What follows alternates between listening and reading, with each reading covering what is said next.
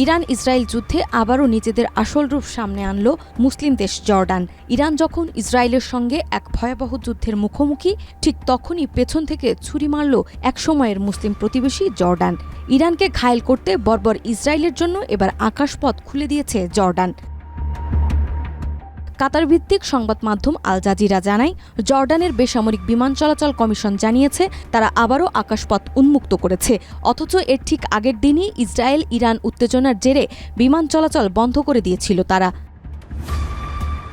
অথচ জর্ডানের সরকারি মুখপাত্র মোহাম্মদ আল নোমানি বলেছেন, আমাদের আকাশ কারো যুদ্ধক্ষেত্র হবে না, কাউকে আকাশপথ লঙ্ঘন করতে দেওয়া হবে না। কিন্তু বাস্তবতা বলছে ভিন্ন কথা। আকাশের উপর দিয়ে উড়ে গেছে যুদ্ধবিমান, ছুড়েছে ক্ষেপণাস্ত্র, আর জর্ডান ছিল নীরব দর্শক, নয়তো নীরব সমর্থক।